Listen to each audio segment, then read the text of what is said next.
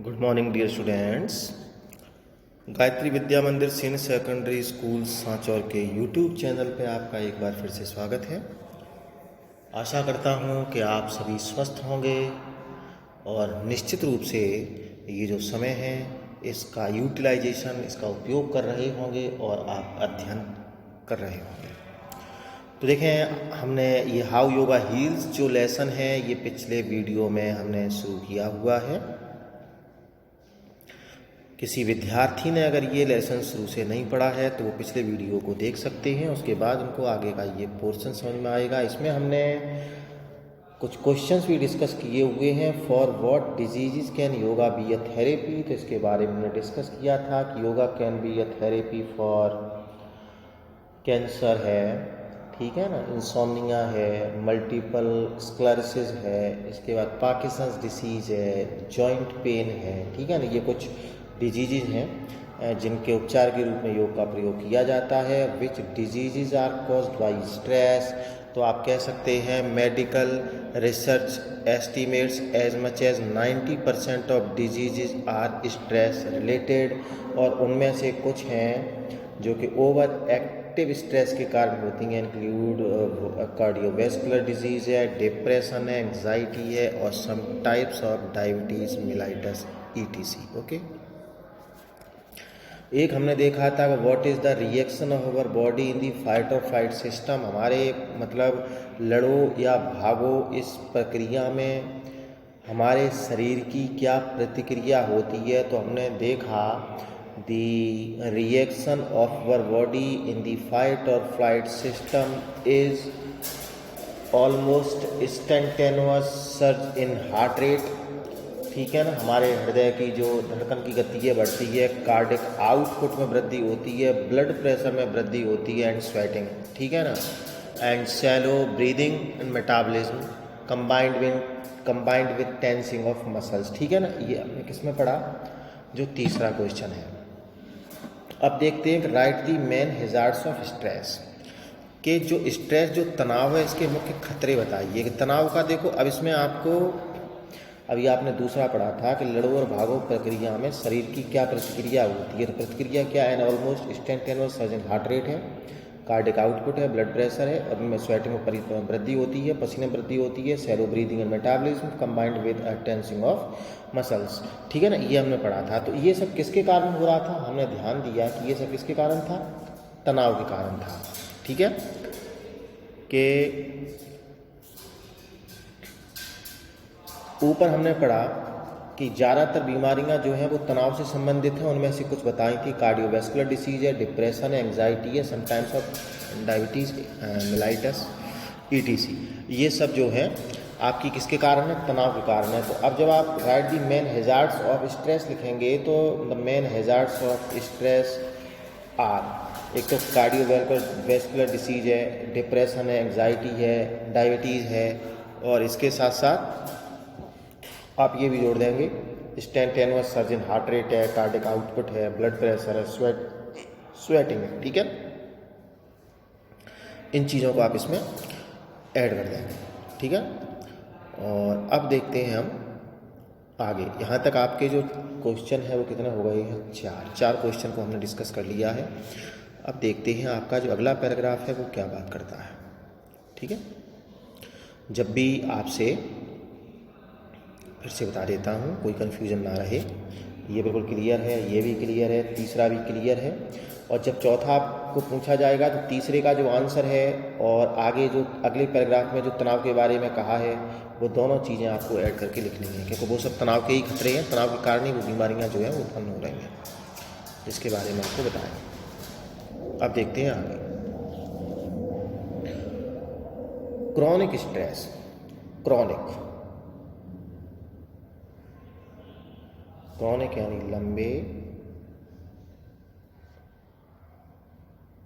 लंबे समय तक, क्रॉनिक लंबे समय तक रहने वाला तनाव कैन लीड यानी पहुंचा देना, ले जाना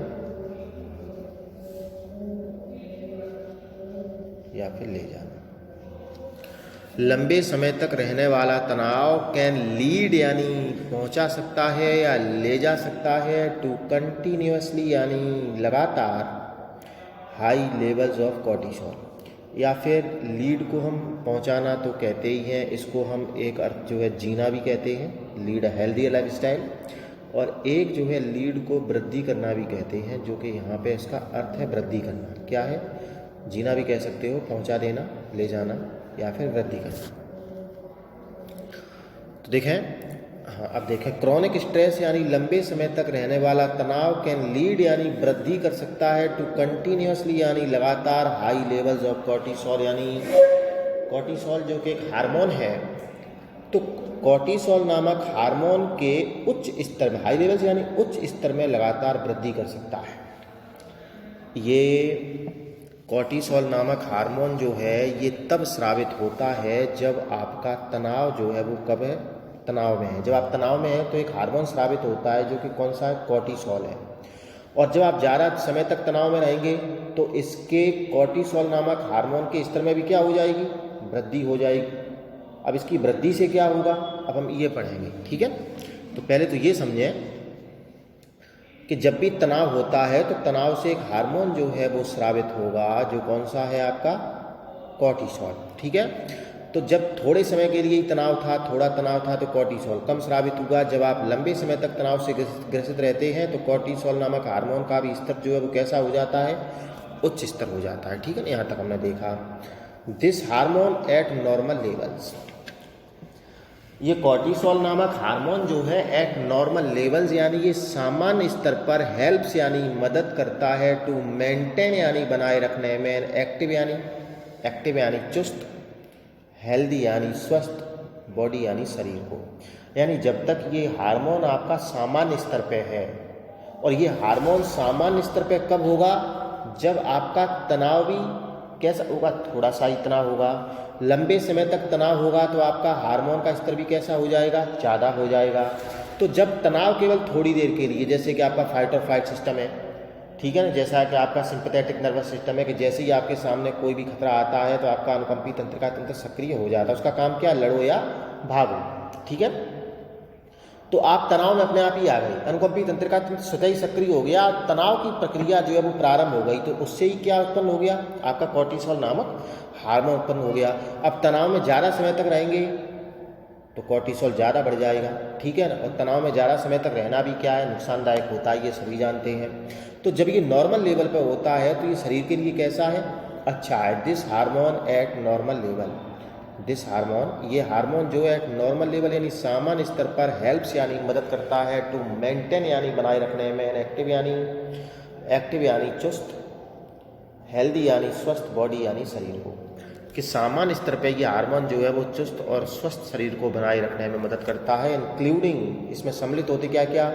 रेगुलेशन ऑफ मेटाबॉलिज्म, यानी जो भी आपकी रासायनिक क्रियाएं हैं उनका रेगुलेशन यानी उनकी नियमितता होती है, एंड ब्लड प्रेशर, और आपका जो बीपी होता है, रक्तचाप होता है, उसकी भी एक नियमितता होती है। तो देखते हैं क्या है, इससे यहाँ से क्वेश्चन बन जाता है आपके, और क्वेश्चन क्या है हम वो देख लेते हैं। ओके, 5th क्वेश्चन है, why is cortisol good for our body, ठीक है ना। वाई, यहाँ पे जो वाई लिखा है इसे कर दो वॉट, क्या कर दो? वॉट, तो हो जाएगा व्हाट इज, सॉरी वाई, ठीक है। Why is cortisol good for our body, ठीक है ना। ये आप, हाँ, what function does cortisol play, ठीक है ना, एट नॉर्मल लेवल। हाँ, व्हाट से करेंगे तो ये हो जाएगा कि सामान्य स्तर पे ये क्या भूमिका अदा करता है, या फिर यहाँ पे हो गया कि why is cortisol good for our body, कि कॉर्टिसोल जो हमारे शरीर के लिए क्यों अच्छा है। तो ये अच्छा केवल तब है जब ये कैसे स्तर पे है? नॉर्मल लेवल पे है। देखें, this hormone at normal level, ठीक है ना। आप कह सकते हैं कि cortisol hormone at normal level helps यानी मदद करता है to maintain an active, maintain यानी बनाए रखने में, एन एक्टिव यानी एक चुस्त, हेल्दी यानी स्वस्थ, बॉडी यानी शरीर को, इंक्लूडिंग रेगुलेशन ऑफ मेटाबॉलिज्म, यानी जिसमें रेगुलेशन यानी एक नियमितता रहती है मेटाबॉलिज्म की, एंड ब्लड प्रेशर की, ठीक है ना। तो ये तो हो गया कि ये जो है कॉर्टिसोल जो हमारे शरीर के लिए क्यों अच्छा है? वो इसलिए अच्छा है क्योंकि ये मुख्य तो ये है, helps to maintain an active and healthy body. क्योंकि ये सामान्य स्तर पे ये हार्मोन जो है हमारे शरीर को चुस्त और स्वस्थ बनाए रखने में मदद करता है, इसलिए हमारे शरीर के लिए कैसा है ये? अच्छा है। समझ में आ गया होगा आपके, ठीक है ना।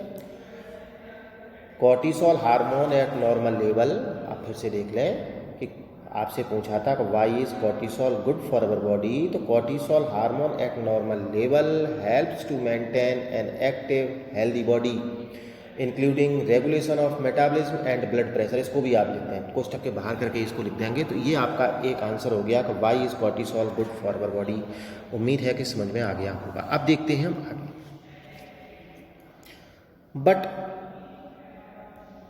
बट एक्सेसिव अमाउंट्स, अब जब तनाव थोड़ी देर के लिए था तो निश्चित रूप से हार्मोन जो है कॉर्टिसोल उसका स्तर भी कैसा था? कम था।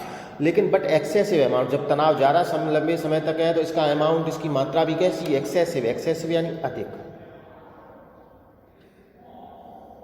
और अमाउंट का तात्पर्य यहाँ पे मात्रा, ठीक है ना। देखें बट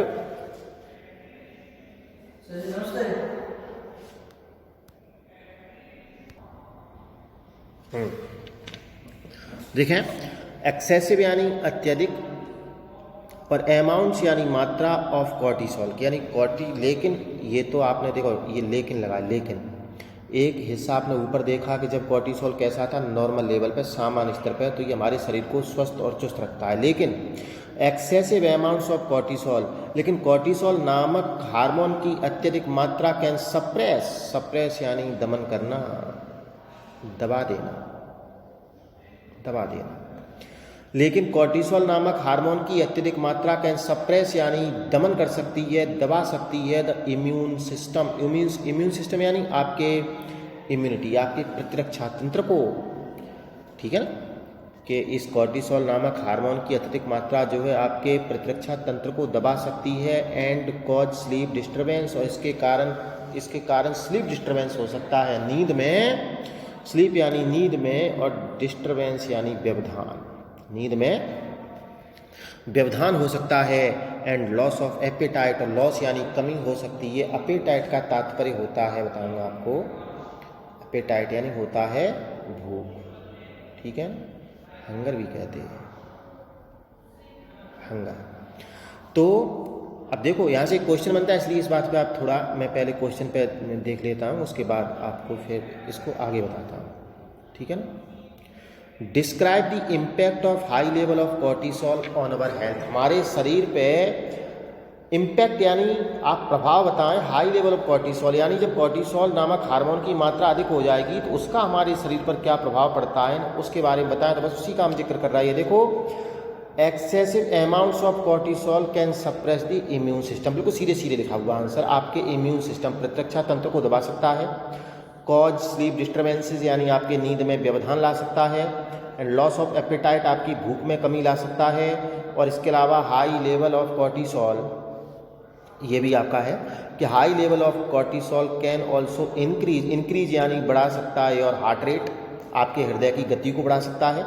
ब्लड प्रेशर, आपके रक्तचाप को बढ़ा सकता है। एंड योर कोलेस्ट्रॉल, और ये कोलेस्ट्रॉल एक प्रकार का जो फैट या वसा है, इस कोलेस्ट्रॉल को बढ़ा सकता है। एंड ट्राइग्लिसराइड लेवल्स, ये भी एक प्रकार का वसा है। ट्राइग्लिसराइड एक लेवल आपके कोलेस्ट्रॉल और ट्राइग्लिसराइड के स्तर को बढ़ा सकता है। ट्राइग्लिसराइड जो है किसके लिए उत्तरदायी है? Risk factors for both heart attacks and strokes, यानी हार्ट अटैक जो हो जाता है, हृदयाघात जो होता है, स्ट्रोक्स यानी जो पक्षाघात या लकवा जो होता है, इसके होने के लिए क्या उत्तरदायी है? ट्राइग्लिसराइड। तो इस ट्राइग्लिसराइड को बढ़ा सकता है, कोलेस्ट्रॉल को बढ़ा सकता है, ब्लड प्रेशर को बढ़ा सकता है, आपके हृदय की गति को बढ़ा सकता है, और दबा किसको सकता है? आपके प्रतिरक्षा तंत्र को दबा सकता है, नींद में व्यवधान ला सकता है, भूख में कमी ला सकता है, ठीक है ना। क्या चीज़? Excessive amounts of cortisol can suppress the immune system, आपके प्रतिरक्षा तंत्र को दबा सकता है, नींद में व्यवधान ला सकता है, लॉस ऑफ एपेटाइट, इतना हो गया। इसके अलावा हाई लेवल्स ऑफ कॉर्टिसोल, इतना नहीं लिखो तो आप सीधा लिख सकते हो, it can also increase your heart rate, ये आपके हृदय की गति को बढ़ा सकता है, ब्लड प्रेशर को बढ़ा सकता है, और कोलेस्ट्रॉल एंड ट्राइग्लिसराइड लेवल को बढ़ा सकता है, ठीक है ना। तो ये आपका जो क्वेश्चन था कौन सा, वो हमने फिर से एक बार देख लेना है। ये आपका देखो, मैं साथ साथ आपके क्वेश्चन भी करवाता जा रहा हूँ। बहुत ही महत्वपूर्ण लेसन है विद्यार्थियों, मैं आपको बताऊँ ये लेसन जो है बहुत ही महत्वपूर्ण है एग्ज़ाम के दृष्टिकोण से। तो आपने first question, second, third, fourth, fifth यहाँ तक आपने कर लिया था, ठीक है ना। ये आपका यहाँ तक कर लिया था। ये आपका सिक्स है, describe the impact of the high level of cortisol on our health, ये था। तो आपने देख लिया कि excessive amounts of cortisol can suppress the immune system, cause sleep disturbance and loss of appetite. और यहाँ इतना पूरा लिखना चाहो तो सीधा लिख सकते हो it can also increase your heart rate, आपके हृदय की गति को, ब्लड प्रेशर को, आपके कोलेस्ट्रॉल और ट्राइग्लिसराइड लेवल को ये बढ़ा सकता है, ठीक है ना। और ये लिखना चाहो तो फिर ये भी आप जोड़ सकते हैं साथ में कि ये किसके लिए ट्राइग्लिसराइड लेवल उत्तरदायी है, ठीक है। आगे दी बाई प्रोडक्ट्स यानी उप उपज ऑफ कॉर्टिसोल, कॉर्टिसोल नामक हार्मोन की उप उपज जो है एक्ट एज सेडेटिव्स यानी नींद लाने का कार्य करती है, sedatives which can lead to change, जो परिवर्तन ला सकती है मूड यानी मनोदशा में, specially to feeling of depression, और विशेष तौर पे ये फीलिंग यानी यहाँ पे ले जाना, ये ले जा सकती है डिप्रेशन यानी अवसाद की तरफ, ठीक है ना, कि व्यक्ति जो है अवसाद से ग्रसित हो सकता है। तो इसके हमने ये 1, 2, 3 और ये आपके टोटल कितने पैराग्राफ हो गए, यहाँ तक हमने 4 पैराग्राफ जो है पढ़े हैं। 4 पैराग्राफ से यहाँ तक हमने 6 क्वेश्चन जो है वो कंप्लीट किए हैं, और इस प्रकार से कंप्लीट किए हैं कि आपको निश्चित रूप से याद हो गए होंगे। ये मेरी उम्मीद है ऐसी, मैं मानता हूँ कि मैंने जिस तरीके से आपको समझाने का प्रयास किया है निश्चित रूप से आपको वो 6 के 6 क्वेश्चन जो है याद हुए होंगे। इसके अगला जो आपका जो पैराग्राफ है, अगला जो पार्ट है, उसको हम अब अगले वीडियो में देखेंगे। जिन विद्यार्थियों ने इससे पिछले के ये 3 पैराग्राफ नहीं पढ़े हैं, पहले वो उन वीडियोज़ को देख लें, उसके बाद आप ये आगे का देखें, ठीक है ना। धन्यवाद।